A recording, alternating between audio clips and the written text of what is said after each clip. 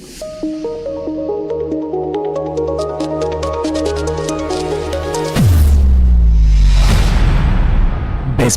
Clouds TV, empowering. Hello. I know lives. You are not able to answer this question, but it's important for you to be able to answer, because it is something that has affected many families, individuals, ministries, companies, lives of very, very many individuals, and we are facing challenges because we deserve to face the challenges, but there are spirits that have kept monitoring, moving, zinatufuata.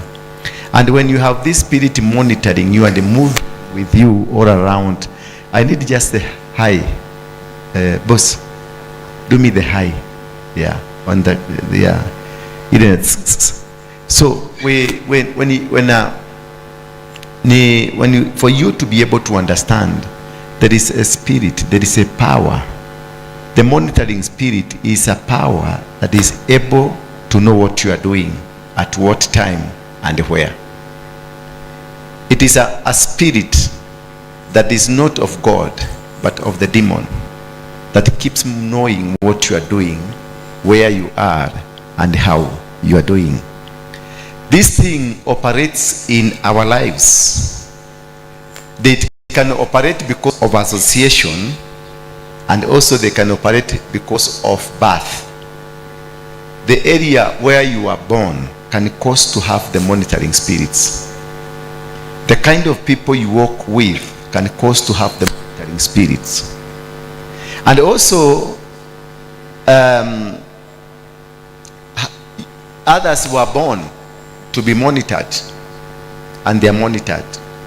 If you look at the context of the book of Jeremiah 1 chapter number 4 says, before you were born, I knew you. That is the monitoring spirit from the other side of God. So before you came to this world, I knew you. So there is a power that was put in your life that keeps monitoring. That's why God is saying, before you were born, I knew you. Then what happened? I set you apart, and I sanctified you, and made you a prophet unto the nations. So there are three things that happened with this man, that before he was born, before he came on earth, his parents were monitored, because the parents were just not ordinary people. They were extraordinary people, because they were carrying a seed that will eventually be monitored by God. When Jesus was born, the angel of the Lord went to the mother of Jesus, and they told the mother of Jesus, in you are carrying a seed. In your womb there is a seed. Remember, in the book of Isaiah, the Bible says that there shall be born a king, whose the authorities of the world will be on his shoulder, and he will be called the Prince of Peace. So from the word go, you are monitored. There is an authority that has kept monitoring and looking at you. And this is the reason God also protects you out of the dangers that can happen in your life. The other time I told you how I was born. I was not born ordinary like you. Most of I came the way you didn't come. I came differently. And then when I was born, there is a doctor in hospital who gave me his name, and his name was Hezekiah, because he told my mother, this child is not a normal child, and therefore I'm giving him a biblical name by the name Hezekiah, because Hezekiah was a king and he was a prophet. So by virtue of this man, who is a father, Catholic father, in Kaplong Hospital, he told my mother that this child, you shall give him this name, Hezekiah. So I was given the name, beside the name, the traditional name, Ndura, I was given a baptismal name called Hezekiah.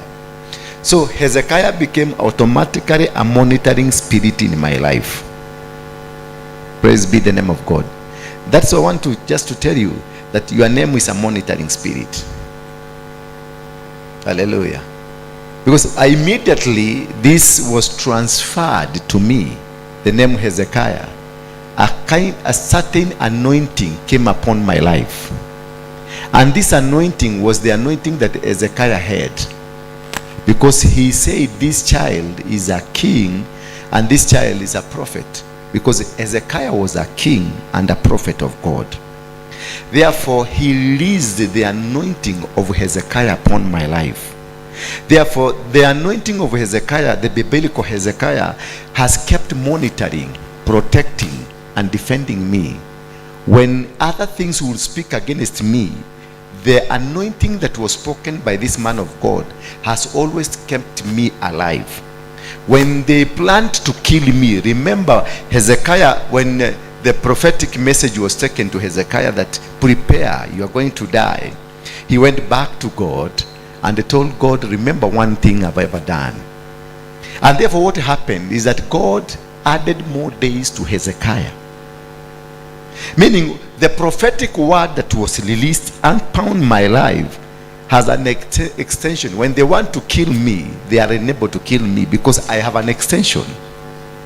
Praise be the name of God. So the spirit in the name has kept monitoring me.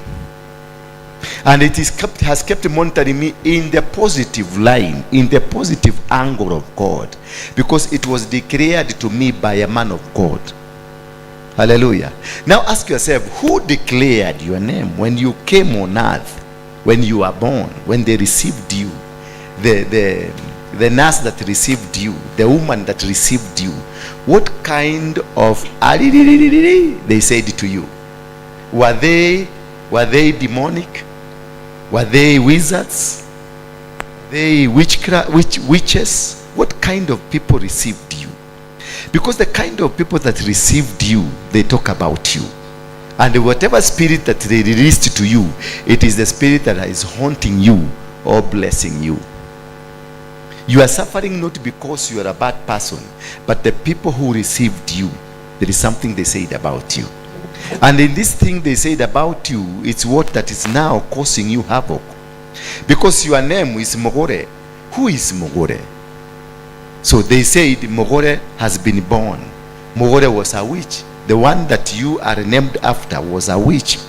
What kind of a spirit that was in that person is a spirit of witchcraft.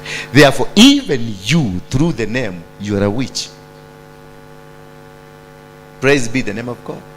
If you are named after a witch, you are named after a robber, you are named after somebody that was bad in the society, that is what you become.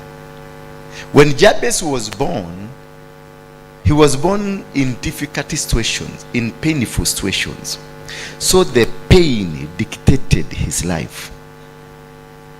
Until he went back to God to ask God, there is a spirit that is following me in this name. In this name Jabez, there is a spirit. And this spirit has kept me struggling, has kept me crying, has kept me rejected, has kept me suffer. So he was literally going to God telling God, remove this spirit from this name, not from me. He didn't ask for himself to be delivered. He asked God to deliver the name, not him. I don't know whether you are getting it right. He asked God to remove the spirit of pain in the name, not in him. Because in him there was no spirit that was bad. But in the name there was a spirit that caused strife in his life. So sometimes we come here for deliverance and I have delivered you, but going home you are going with the same name that he's been causing you. So we are fighting a demon that is in the body, but the demon is not in the body, is embodied in the name. Are you getting me? So that is why deliverances of many people is not getting anywhere. Deliverances of many people is still stuck somewhere, and you are trying to fight your life, to change your life, and nothing is happening. Because in the name there is a power. In the name there is a spirit. In the name there is a grace. And this grace controls and manipulates and makes you what you become. If the name that is you given is a name that spoke poverty, you will become poor if you don't address the name. If a name that you calling yourself is a great name, automatically doors will open because of that name. If you go to any place in this country and say, I am a grandchild of Kenyatta, the door will open automatically, because it is not the name. The door will not open because of you, but because of that greater name. Because this greater name has a spiritual connotation that controls powers around. That wherever you go, everybody will say, do you see that guy? That is a grandson of Jomo Kenyatta. And they will speak in whispering. Not because he is a great man. He is a drunkard, a smoker, a marijuana person, a person who is down completely. But they will speak great of him because of the name. Because the name of Kenyatta is highly powered with a powerful spirit. And therefore, the name of Kenyatta will open doors for you because of the spirit that is in the name. So ask yourself, could you be suffering because you engaged with the wrong man, you engaged in the wrong society, you engaged somewhere, or is the suffering is associated with your name? When I started Mungiki because my name is Waruinge, Ndura Waruinge. So by the virtue of me being the grandson of Waruinge, Waruinge is the founder of Mau Mau, General Waruinge. General Waruinge, if you go to the Eastleigh, you'll find there's a road called General Waruinge Street. That's my grandfather. So my grandfather with Kemathi and Madenge, they founded Mau Mau. And they oathed people. And the movement to fight for the freedom of this nation was initiated by them. So when the spirit wanted to use me in the direction of Mau Mau, the name Ndura and Waruinge were invoked. And I became the general that my grandfather was. But when it came to Christianity, the name Hezekiah was invoked. And I became the prophet of God that is in the Bible. So what was invoked? What do we call the invoking of the name? Invoking of the name is reviving the kind of the spirit that is carrying you in the name. So once you have the kind of the spirit that is invoking you, if now I go to Mungiki, I will not be called Hezekiah. I will call myself Ndura Waruinge. And the Mungiki spirit of my grandfather will come up. If I come to church, I will say, I am Apostle Hezekiah Waruinge. And the spirit of Hezekiah, who is in the Bible, will just pop up.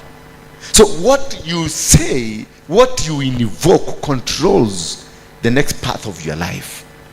So many of us are in success stories or failure stories, not because you are a failure, but because of what you invoke, the invocation of what you are carrying.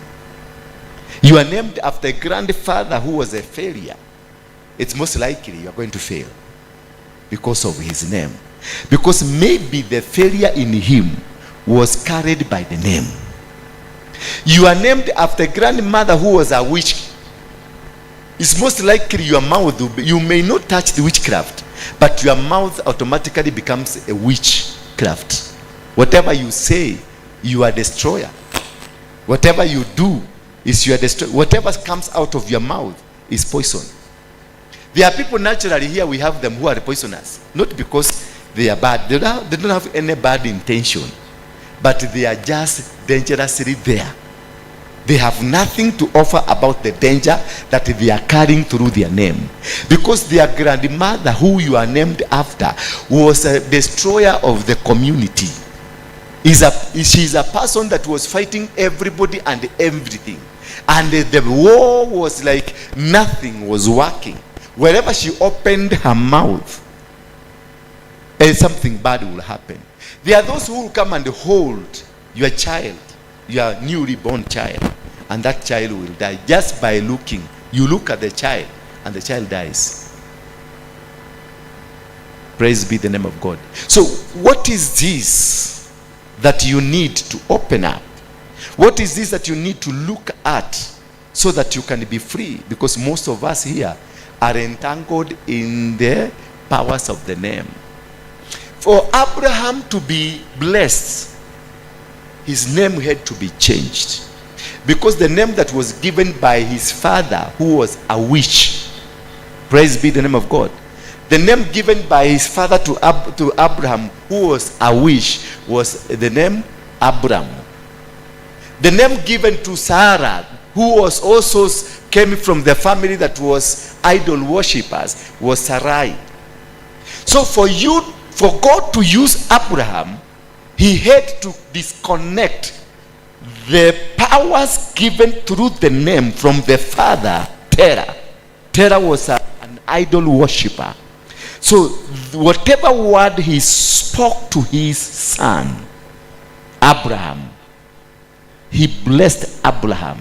He spoke some words to Abraham. He released his powers of witchcraft to Abraham. So he released the word that was spoken to you, controls you until today.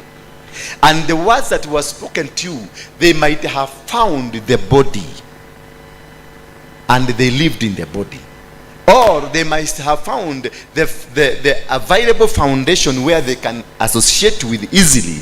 It is the name. Are we together? Are you getting something? That the demons that will not come to you until they find the foundation, until they locate where can we have the legal rights. So if the legal rights are on the name, they will go and hang on the name.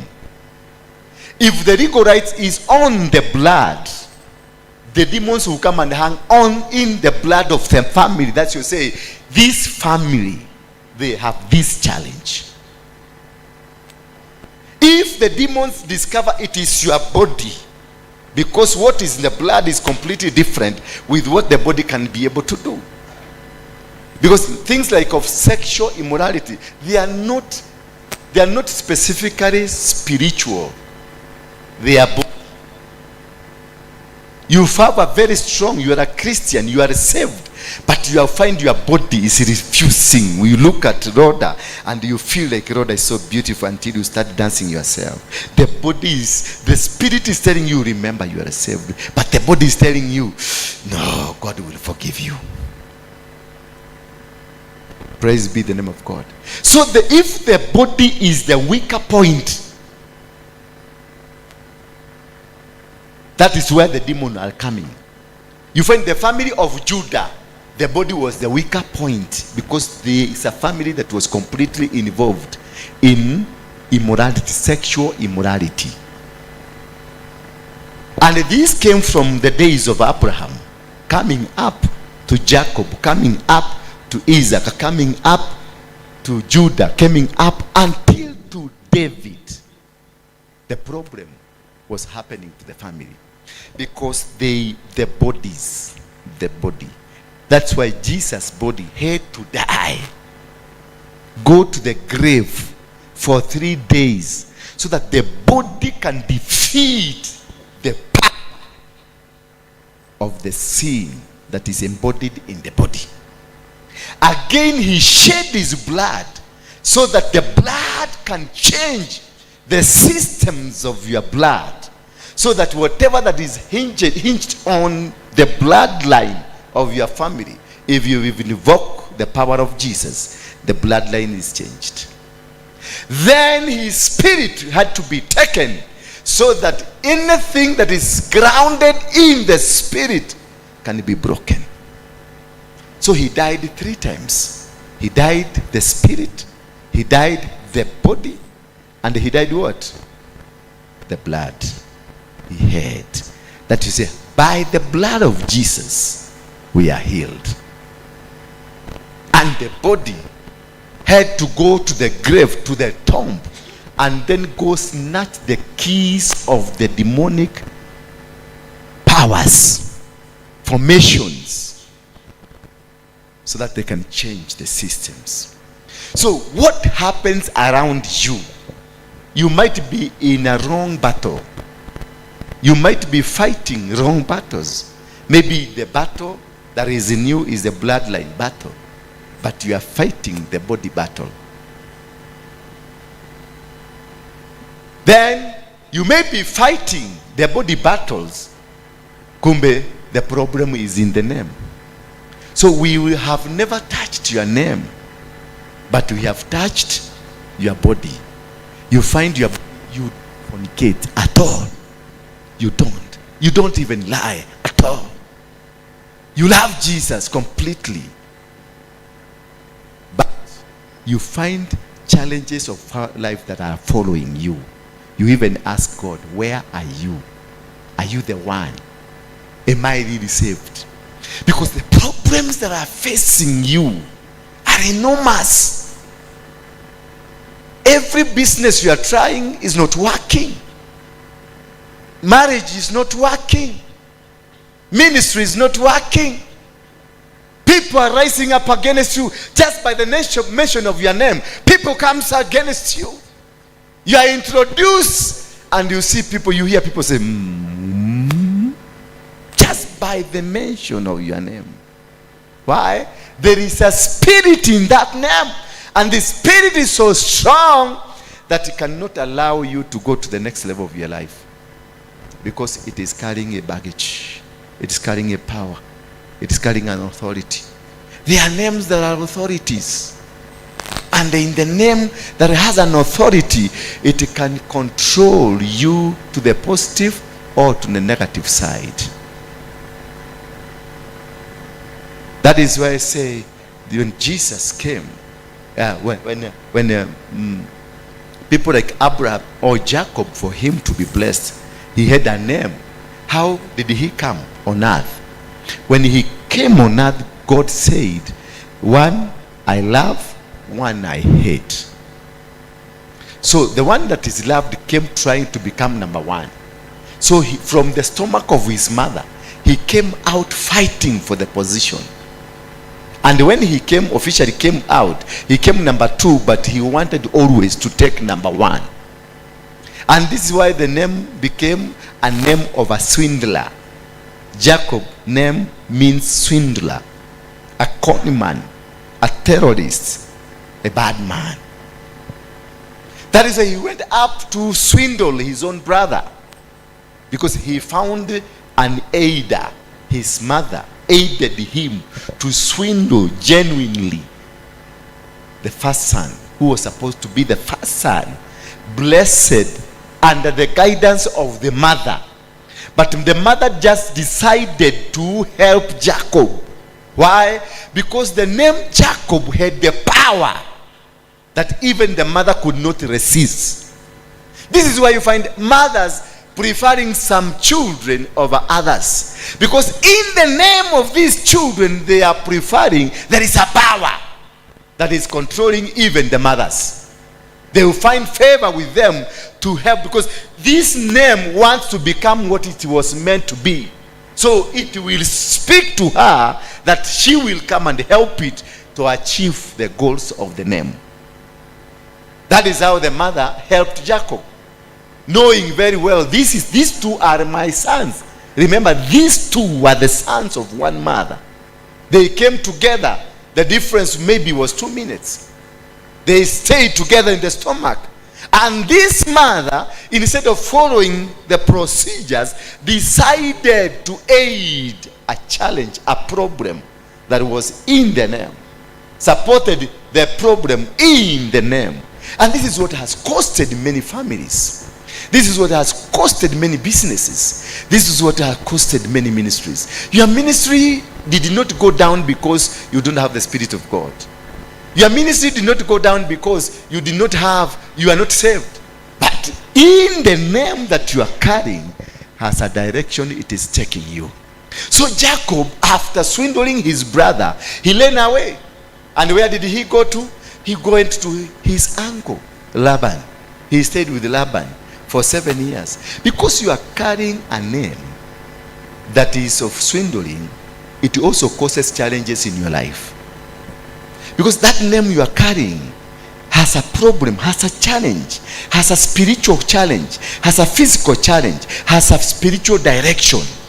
So when he worked in the farm of Laban, for 7 years, he worked for a lady because he wanted to marry this lady. Imagine you being in a place, Nairobi, for 7 years, but you fail to know the culture of Nairobi for 7 years. There is nothing you know. He worked in the land of Laban, stayed with Laban, ate with Laban. But he never found somebody to tell him, you cannot marry the second daughter if the first daughter will not go. 7 years in a compound, you don't know their culture. What could have happened to him? His mind, because of his name, the mind was swindled, not ever to see the reality, not ever to know the challenge ahead. And this is why you find you did not find anybody to tell you, the road down there you are going, there is an accident. The road down there you are going, there is a problem. The road down there you are going, you might not get it. No, you drive your car only to go and discover the road has come to dead end. Because nobody was there to caution you. Why? Because the name has put a veil on your body. So nobody will recognize you. So the name Jacob put a veil of failure into the spirit man of Jacob. So Jacob worked for 7 years hoping to take away the lady, only to be told, you cannot take this until this is taken. So again he worked for another 7 years. He was conned. Laban conned Jacob because his name, Jacob, is a name that is associated with conmanship. So once he worked for 14 years, when he tried again to go, Laban persuaded them, you have to stay for another 7 years. So he worked for 21 years because of a woman. And after doing all this woman later died. Is it the woman that died? This woman later died because still the name had no agreement with him. The name had no agreement with him that you are rightfully owner of this woman. So the woman had to die because of his name. Until the angel of the Lord. And when the angel of the Lord appeared to this gentleman, instead of again agreeing with the angel of the Lord, he resisted. Hello. He started fighting this angel because they were in Sodom, near Sodom there, and he thought that the men that are gays. So the name again told him, this is a gay. And this man is trying to sleep with you. He's trying to sodomize you. So he resisted the whole night. He resisted the whole night until when it was a bit around 5 or 3 a.m. the angel decided to break the leg of this man, the limb. When he was down, he waited to be raped. He discovered this is not the people I was thinking. You see, because of the name, your miracles are derailed. God came, but you did not realize God came. Your deliverance came, but you were unable to know the deliverance has come. So Jacob came, God came to Jacob, but it took the whole night for Jacob to know that God indeed is here. So when he discovered it was already late, was limping. His leg has already been broken. Most of us are here, your legs are broken. Your businesses are broken. Your hearts are broken. Your ministries are broken. Your marriage is broken. Your life is broken. Not because you deserve to be in a broken life, but you are not able to detect when God came. So the angel had to break the ring. So for him to know that I am not the gay you are thinking I am. I am from God. Immediately he realized this is an angel of God. What did he say? He held this man, the angel, but after his leg is broken. All of us come to realize the presence of God in our life after already the damage has been done, because of the name that we are carrying, because of the name that is around us, causes us not to see what is beyond where we are, causes us not to see this is not your right business, because the right business is to sell unga, but you want to sell tomato. So because of the name, you are not able to detect the time and the season. You are also not able to detect where you are supposed to be, what kind of business, what kind of ministry, what kind of people to associate with. When you have a wrong name, you associate with the wrong people, no matter how you look like. So when he discovered, the angel discovered, when he was broken, he discovered that it is God.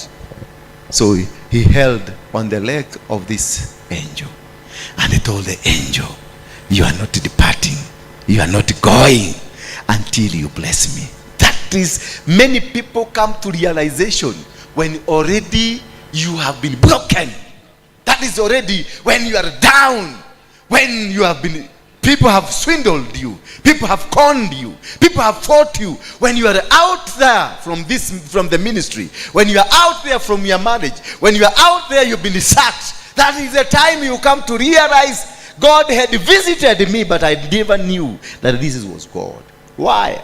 Because your name did not allow you to know the mysteries behind you, the mysteries behind the name, the mysteries, the power behind this name, how powerful is it, and how deceiving is the name that you are carrying.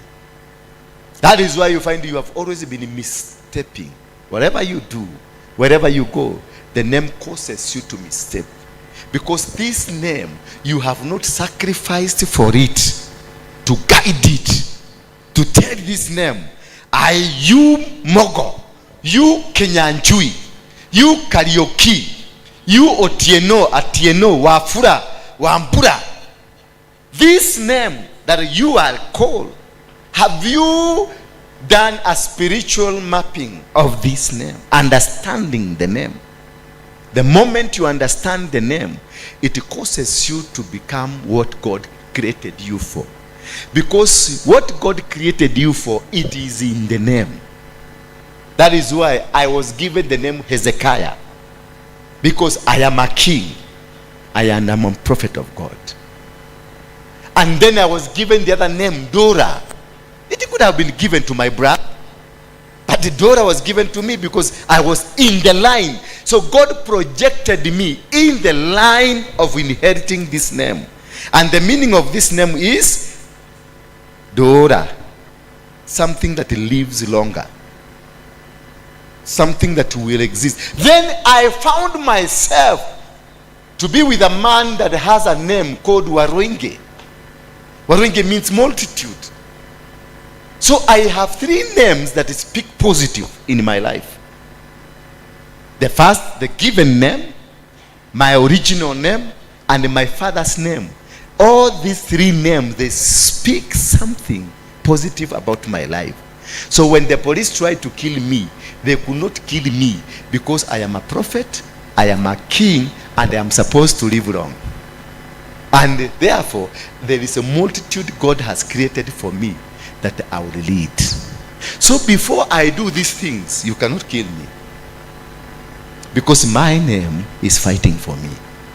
So when the angel realized this man now has come back to realization, but not after he has been broken, he grabbed the angel and told, you can't go, you have to bless me. Then the angel asked him what is? You have to confess, I am the swindler. He said, I am Jacob, the swindler. He mentioned his name. You have to confess.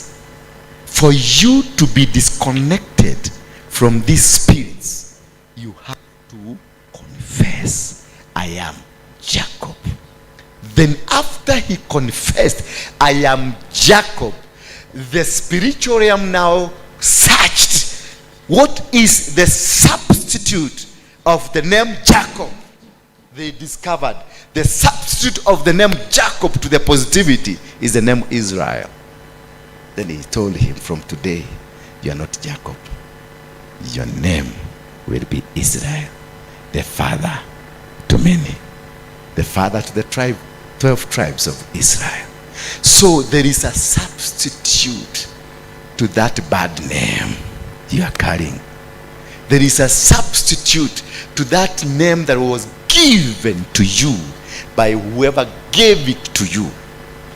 Somebody to open for me. Is in which book is Jabez story? 2 Kings or 1 Kings? Jabez. Yeah, check for me. And he spoke and he told him, because you have agreed you are a Jacob the swindler, today I want to change you. I want to change your name, and I want to speak and give you a name that will propel the next phase of your life. Until today, all the nations of the world are associated with that good name, Israel. Everybody is fighting for the name Israel. Conmen, people, devil worshippers, Freemasons, Christians, Muslims, everybody. Because when you are changed and connected back to the rightful name, it carries the blessings of the world. So the name is a door. The name is a gate that closes your life, that opens your life. In the name, there is power. That is why he mentioned, by the name of Jesus Christ, you are healed. Because in the name, there is power. Wasn't somebody give us 1 Chronicles chapter 4, verse 9. Is that true? Yes. Media? 1 Chronicles chapter 4, verse 9. And this is what happened to Jacob. Immediately, he was called Israel. His life changed. And the generation from there became a generation that was very positive in life. Look at the name Isaac. What's the meaning of the name Isaac? The name, Kicheko. Yes, happiness. Always. You remember Isaac was going to Egypt to go and find how they can be able to plant some maize and some potatoes. When he was going, God told him, go back to the dry land. I will give you happiness. Go back, because your name is carrying blessing. Wherever you go, things will change because of you. Whatever it doesn't matter whether you are going in the middle of the desert or you are going in the middle of nowhere, something will happen. And when Isaac went back, as agreed with God, he went to a desert. Was a desert for 6 years. There had been no rain for 6 years. But God even asked him, start planting. Everybody looked at Isaac and laughed at him, because it was like nothing was working. Praise be the name of God. Did they hear what we said? Is it coming? Yes. First go 4 verse 9, please. So Isaac went back and they started farming. Everybody looked at him and they could see the madness in Isaac. But God had told Isaac, your name is happiness. So no matter what is happening around you, happiness will come at the end of the day. So look at your name and see whether the name commands happiness. Look at Jabez, was more respected than his brothers. You may be respected. You may be big than anybody around you. His mother had named him Jabez. She had said, I was in a lot of pain. So it is the mother who transferred the pain. What was transferred to you by your mother? What was transferred? Go seek yourself. Ask, what is this that was transferred to you by your mother? That she had said, I was in a lot of pain when he was born. So the problem was not he. The problem was she. What did she do to you? What kind of a spirit that she? Go verse 10 please. What kind of a she? What spirit that came from she? So it's very important for you to know what is in she. Is your mother a witch?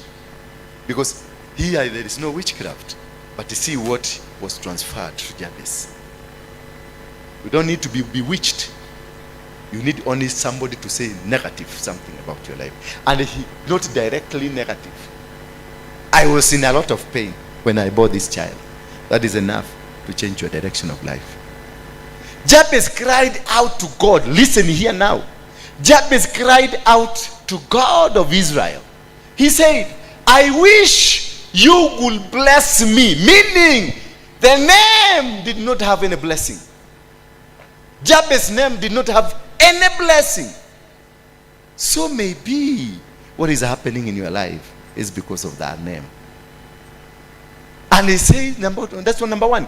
Then number two, he said, I wish you will give me more territory. So the name can reduce your territory.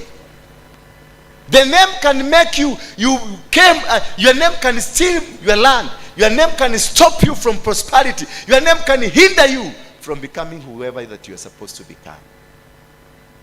I wish you will give me more territory. So the territory, because of the name, he had a small territory. He could not achieve a plot. He could not even manage to have a bigger plot. So he cried to God, I wish you would expand my territory. Because my name is not guaranteeing me anything. My name is not speaking that I need to have land. My name is speaking that my ministry should grow. Many ministries have refused to grow because of the name. Businesses have refused to grow because of the name. They have refused to promote you at work because of the name. They have refused to open doors worldwide because of the name. Not because you don't have a bank statement. Not because you don't have anything. You got everything, but the name has said no. Because a name is a gate. Then let your powerful hand, that is how you redeem your name. Let your powerful hand do what? Be with me. Because he realized even God is not with me because of the name.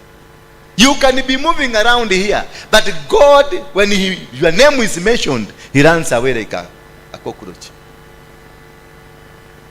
You keep asking for God who ran away. He's not with you. I saying, let your powerful hand be with me. Because this is telling that this guy was not with God. Because the hand of God will never lay on him because of his name. So he was requesting God, let your powerful hand be on me. Because the name is saying no to God. The name has refused any association. And that's where you find yourself. The people you are associated with. If you go to Mombasa, the first people you meet with them, they are devil worshippers, criminals, bad people. You go to America, the first you encounter, the people who become your friends are from the other side. Because your name is of the other side. So this guy is trying to rectify. Asking God, rectify the mistake in me. Change the kind of life I am living. Change me. Please give it to me back.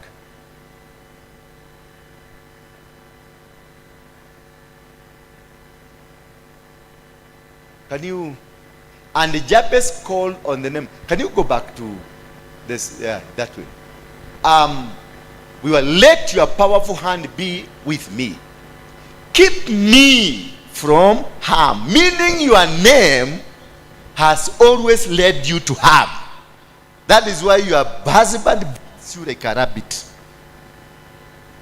That is why wherever you go, an accident, whatever you do, people just come against you because you are wearing a black jacket and a white shirt, and the man who was seen stealing was wearing like you. So people pound on you, fight you for nothing. Only after you are beaten, that's when they will discover this was not the man was that one. Because your name is attracting. The name is attracting people to come and fight you. The name is attracting people to come and say anything bad against you. The name is attracting people to reject you. The name is attracting people to backbite you. You get into an organization like this one, everybody rises against you. You get to a church and everybody starts fighting you. You go to a company you employed today, everybody rises against you. You come to a village, you are in town, Buruburu estate, where nobody wants to know you, but everybody will hate you, including Makanga. And the chokoras will just hate you for nothing. Why? Because you are always in harm. I wish Jabez cried out to God of Israel. Then I won't have any pain. Are you getting me? He's crying out to God. Then if you bless me and keep me out of harm, the pain that I am having now of failure to secure a business, job, marriage, money, that failure, that pain I am going through will come to an end. Are you getting me now? Then I won't have any pain. God gave him what he asked for. So today I speak that may God give a blessing to your name. Praise be the name of God. Shall we rise up? It was that short. Was it good for you? Thank you.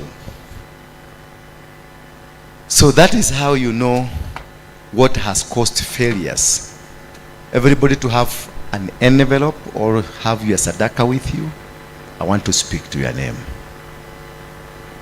For those who are watching us from wherever you are watching us from, there is a number there. I think, yeah, there is a number 0722-239-555. You can send M-pesa, your sacrifice through that. And again, there is a number that is coming. Yeah, we have the pay bill number 247247, account number. It is 935-035 or 290002 247247. That is our pay bill numbers. But you can also send money on 0722-239-555. I want to, for these few minutes remaining, you open up your mouth. Put your sadaka in your envelope or wherever you have it. Weka sadaka yako, ishike. Kama ni wa kutuma, shika tu simu yako. Then I want you to take 3 or 4 minutes. Pray over that sacrifice. Pray, speak to it. Speak to that sacrifice. Then God in heaven will hear. And anything that is associated with your name that has caused the pain you are going through will be broken from now.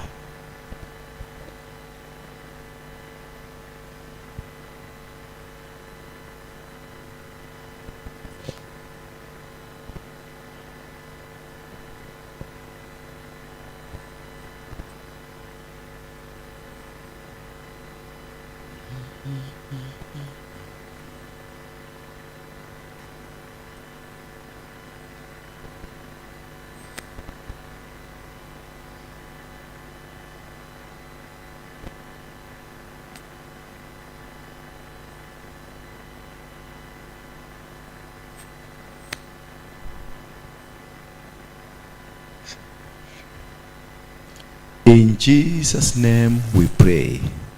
Somebody say amen. Now raise up your hand, raise up your sacrifice with kwa mkono wako wa kulia. Father, in the mighty name of Jesus Christ, I thank you. I make this cry like Jabez did, that you enlarge the territory of these children. You remove the pain that is carried by the name, that you make them recognizable. The veil that has been on their faces because of their name be removed in the mighty name of Jesus Christ. Somebody say amen. You are delivered. Put your sacrifice here. Favor will start following you now.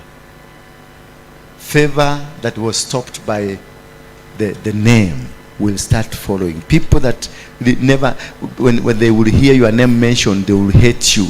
The companies were closed because of your name.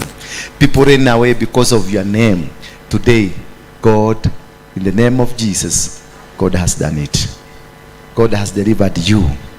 God has changed your life. Your name now is prosperity. Your name has been expanded. Your name will be successful. Your name will open doors. Your name will conquer your enemies. By having that name, God will do miracles in your life. In Jesus' name we pray. Amen. And now may the grace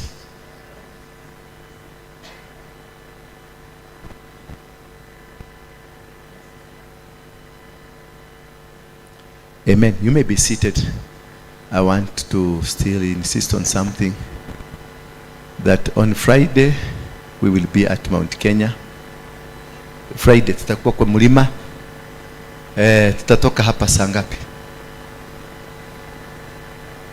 Saa 5 ya usiku. Kesho everyone to assemble here 8. Then we pray together. We have a meal together. Then we will proceed. We are supposed to be there as early as 6. As early as 6. So for those who are doing the registration, could you find a way whether you pay from here? You pay from with the number that you have, you pay from the headquarter, so that when you go to the gate, you are not going to be derailed. And ask whether the elders are going to pay. I saw in the magazine that the elders are not going, no longer going, 70 years and above are not paying. Are you getting me? So I can see my sisters there smiling. Grace, how old are you? Are you 70? 77? That is more than enough for you to get a ticket. So everybody must go with us. Okay? We'll go as a team. Hakuna kwenda kuokota watu kwa barabara. Hakuna. Nobody will be picked from the roadside. We must start from here. We end together. Then we finish together. We will provide a meal there. So don't worry about what's going to happen to you. God will help us and provide something on the other side. May God bless you. And also, on Sunday, we will be dedicating our name. So go and investigate. What's your name? What? Waruinge. What is that? Go and ask. Don't tell us. Who are you named after? What was her character? Wewe unaitwa, what's your name? Ni Musyoki. Musyoki inamaanisha nini? Yeah? Yeah? Musyoki akamba mepo inamaanisha nini? Kwe? Musyoki ulirudishwa. So huyo mwenye alikufa kwa sababu gani? Could it be the name, hiyo jina ndio inaua maono yako? Wewe unaitwa nani? Nyagia. Nyagia is somebody who's disturbing people. So why were you given Nyagia? Who was that? Could you be that? Do you have that character if you look at yourself? Yeah? What's your name? Kuria. You see, every name has a name and has a backdrop, has a lineage. So on Sunday, tell others that on Sunday we shall be speaking to our names. We shall be blessing. Sunday tutabariki majina yetu. Sunday tutatolea majina yetu dhabihu. Sunday tutaenda mbele ya Mungu kama Jabez na tuambie Mungu tuongezee territory. Tubadilishe jina liko na pain. Limenikosesha amani. Limenikosesha mali ya dunia. Limenikosesha kila kitu. Jina tu. Bwana Yesu asifiwe sana. Hivyo we shall be doing that powerful sermon, powerful service, speaking to the name. Once from there, we also speak to the name synagogue. We also speak to them Crusaders for Christ. We also speak to the name this Coffee Plaza. Tutatolea mpaka Coffee Plaza sacrifice. So kama ukuje ukijua hata building yetu ni tutatolea sacrifice. Kanisa, jina ya kanisa tutaitolea sacrifice. Kuna kabarabara kanaitwa Railway, tutakatolea sacrifice. Tutatolea sacrifice Herisrasi Avenue, tutaitolea sacrifice. Maana labda hapa kumewekwa shetani wa kuzuia. Lakini ukiona kuna Herisrasi, kuna Railway line is always associated with poverty. Because the people who walikuja na railway walikufa. Hapa Nairobi walikuliwa na mstukito sana mpaka wakakufa wengi sana. Hapa Nairobi. Yeah? Wakaenda kule wapi walikuliwa na lion?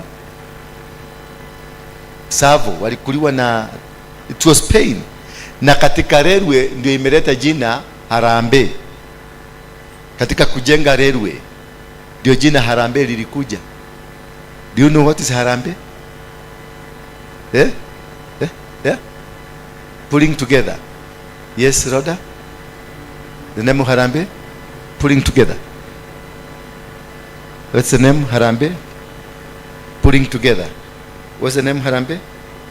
You're all wrong. Harambee is an Indian goddess called Harambe. So whenever you say Harambee, one term is we are invoking the God of an Indian to speak in our life. Baka ametaroka. Are you getting me? Harambee is not pulling together. We are praising a God of an Indian. That is why Indian, they don't have land in Kenya, but they are running the economy. Kikuyus have every land, but we are begging. Because we keep on. In our note currency, there is Harambee. In our head, the head of the state, the office of the president, Harambee House, Harambee Avenue. Anything, you go to the airport, anything government, the God of an Indian, that is the one that is ruling our country.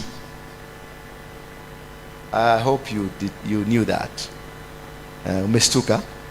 So we have been worshiping the God of an Indian through our economy.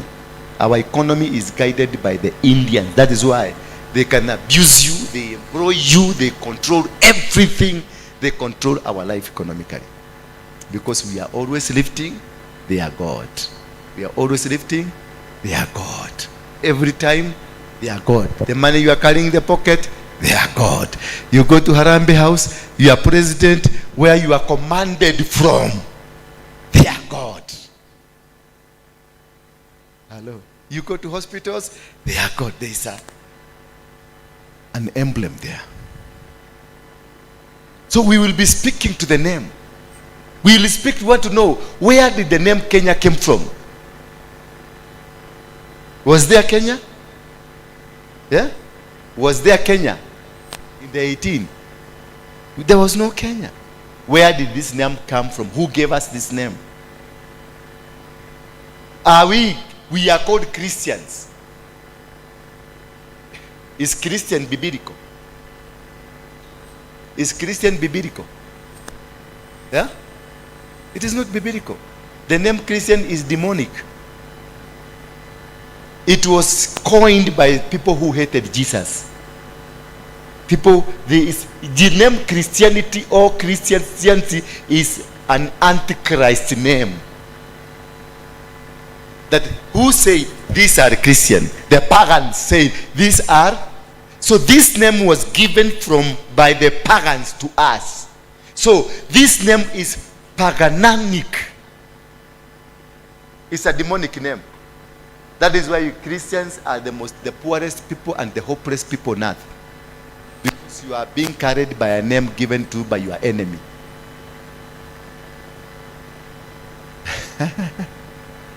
Just imagine. You are carrying the name of pagans and the way you hate pagans. But you are called by pagans. So the spirit that controls you is a spirit of the pagans. And that's why the church is now becoming more and more useless and hopeless. It's a toothless dog.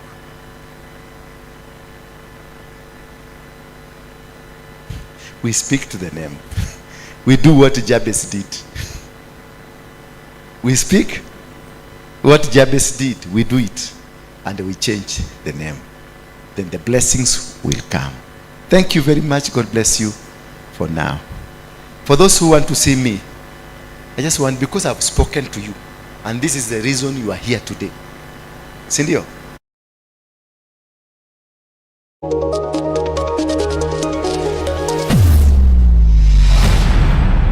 Bethel Clouds TV, empowering lives.